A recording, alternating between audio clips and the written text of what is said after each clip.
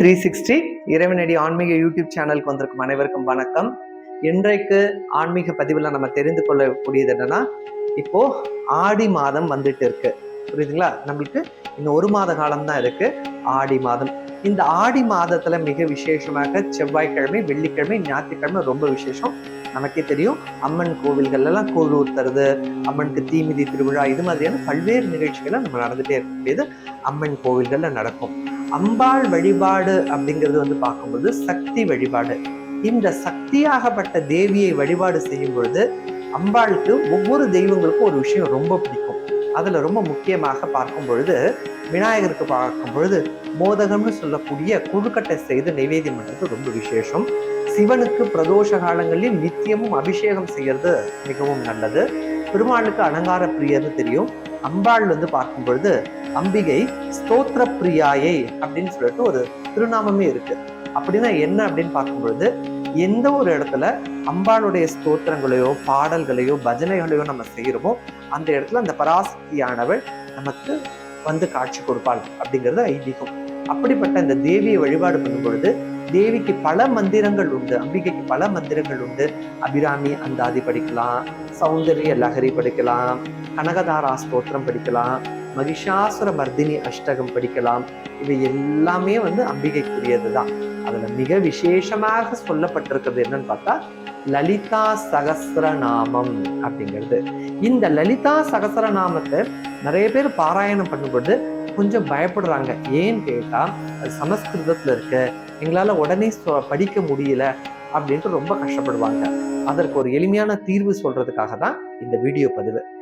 எப்படின்னு பார்த்தோம்னா, இப்ப இந்த லலிதா சகஸ்ரநாமத்தை நம்ம தினந்தோறும் வீடுகள்ல பாத்தீங்கன்னா நிறைய டிவி சேனல்ஸ்ல இப்போ லைவா ஒளிபரப்பு பண்ணிட்டே இருக்காங்க. காலையில சாயந்தரங்கள்ல நிறைய கோவில்கள் போட்டு லலிதா சகஸ்ரநாமம் அது ஓடிட்டே தான் இருக்கும். நம்ம என்ன பண்ணணும்னா, அந்த சமயத்துல லலிதா சகஸ்ரநாமத்தோட புத்தகத்தை வச்சு கூட சேர்ந்தே படிச்சுட்டோம்னா ஈஸியா மனசுல பதிவாகிடும். அப்படி இருக்கும் பொழுது இது மாதிரியான, இப்ப நான் உங்களுக்கு ஸ்கிரீன்ல காமிக்கிறேன் பாருங்க, இது மாதிரியான லலிதா சகஸ்ரநாம புத்தகத்தை நீங்க வாங்கி வச்சுக்கோங்க. இந்த புத்தகத்தை மட்டும் ஏன் நீங்க பர்டிகுலரா நான் உங்களுக்கு காமிக்கிறேன் அப்படின்னா, இங்க எழுதியிருக்க பாருங்க, ஸ்ரீ லலிதா சகஸ்ரநாம ஸ்தோத்திரம் பெரிய எழுத்துக்களில் அப்படின்னு எழுதியிருப்பாரு. பெரிய எழுத்துக்களில் அப்படின்னா என்னன்னா, நீங்க படிக்கிறதுக்கு எழுத்துக்கள் நல்ல பெரிய லெட்டர்ஸா இருக்கும். அதே மாதிரி இப்ப நான் இந்த புத்தகத்துல உங்களுக்கு காமிக்கிறேன் பாருங்க. இப்போ உதாரணத்துக்கு இப்போ சகஸ்ரநாமத்துக்கு உள்ளேயே நம்ம போயிருக்கோம். இப்ப இங்க பாருங்க, நல்ல உங்களுக்கு நல்ல கிளியராகவே தெரியும். லெட்டர்ஸ் பாருங்க நல்ல பெருசா தெரியும். அதே மாதிரி ஒவ்வொரு வார்த்தைக்கும் இடையில நமக்கு கேப் நிறைய கிடைக்கும். அப்ப நம்ம வேர்ட் பை வேர்டு படிக்கும்போது, அதாவது ஒவ்வொரு வார்த்தைக்கும் இடம் விட்டு படிக்கும்போது ஈஸியா நம்மளுக்கு பதிவாகிடும். அப்ப நம்மளுக்கு சொல்லும் பொழுது கஷ்டம் இருக்காது. ஆரம்ப காலத்தை பயிற்சி எடுக்கும்பொழுது கொஞ்சம் கடினமாக தான் இருக்கும். அது எல்லா விஷயத்துக்கும் இருக்கிறது தான். அதுலயும் இந்த சகஸ்ரநாமம் படிக்கும்பொழுது கொஞ்சம் கடினம் இருக்கும். அப்படி இருக்கும் பொழுது இது மாதிரியான பெரிய எழுத்துக்கள் உள்ள புத்தகத்தை வாங்கி பயன்படுத்தினோம்னா நமக்கு ஈஸியாவே சகஸ்ரநாமத்தை படிக்க முடியும்.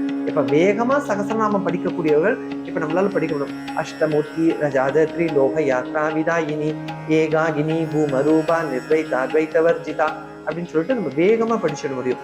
அதே பார்க்கும்போது இது மாதிரி பெரிய எழுத்துக்களை புதுசா படிக்கணும்னு ஆசைப்படுறவங்க இந்த மாதிரி பெரிய எழுத்துக்கள் இருக்கிற புத்தகத்தை வாங்கி நம்ம படிக்கும் பொழுது நம்மளால ஈஸியா வார்த்தைக்கு வார்த்தை நம்ம இடம் விட்டு படிக்க முடியும். நமக்கு ஈஸியாகவும் பதிவாகிடும். ஆகையினால இந்த லலிதா சகஸ்ரநாமம் அப்படிங்கிறது எவ்வளவு முக்கியமானதுங்கிறத ஒவ்வொரு பதிவுகள்ல நிறைய பதிவுகள்ல நம்மளே சொல்லியிருக்கோம்.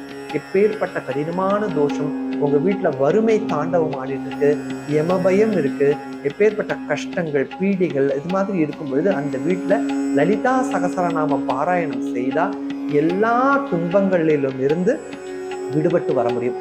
அப்பேற்பட்ட மகா மந்திரம் தான் இந்த லலிதா சகஸ்ரநாமம்.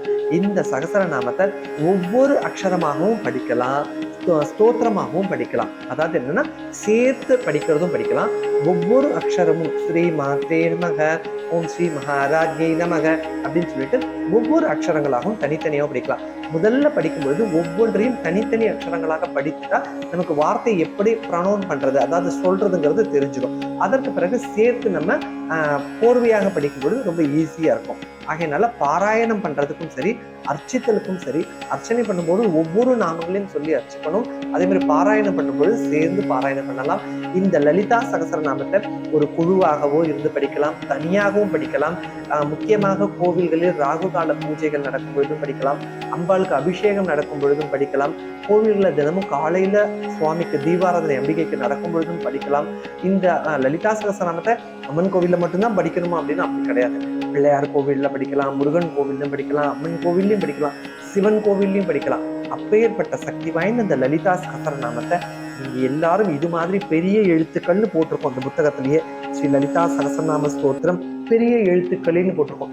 இது மாதிரி புத்தகம் உங்களுக்கு கடைகள்ல கிடைக்கும். முக்கியமாக கிரி ஸ்டோர் அப்படின்னு சொல்லக்கூடிய இடத்துல கிடைக்கும்.